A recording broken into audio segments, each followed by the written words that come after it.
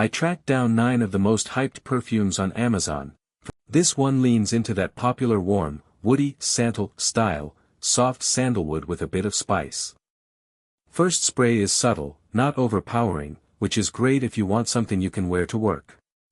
Con: it fades faster than the pricier niche stuff.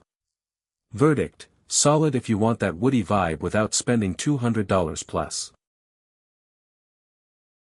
Green Irish Tweed is a classic aromatic fougar, think fresh greens, mossy woods, a little violet leaf. It smells expensive because it is. Con: the price point is steep for a lot of people.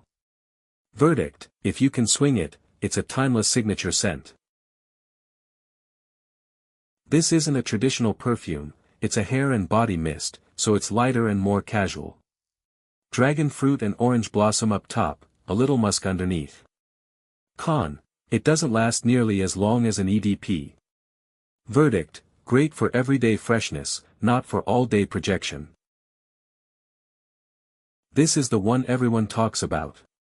Amber, saffron, a hint of sweetness, it's genuinely unique and the compliments are real.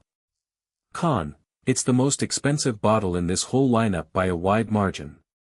Verdict: worth trying at least once if you love fragrance. Dark floral, a little smoky, black truffle in the base notes. This is the body spray version, so it's lighter than the EDP. Con: the spray format means less staying power than the full perfume. Verdict: good gateway to the scent without the full price tag. Peony, red apple, and Suede make this a soft, romantic scent, very clean girl aesthetic. Con: like a lot of Joe Malone, it's subtle and stays close to the skin. Verdict: perfect for daytime, not for people who want a bold statement scent. Coffee and vanilla up front, this is a full gourmand, sweet and cozy. Con: it can be a lot if you're not into sweet fragrances. Verdict: a genuine crowd pleaser and one of the best-selling women's fragrances for a reason. Bergamot, pepper, and that signature Ambroxan base, this is probably the most recognizable men's fragrance right now. Con: because it's everywhere, you'll smell it on a lot of other people too. Verdict: a safe, reliable pick if you want something universally liked.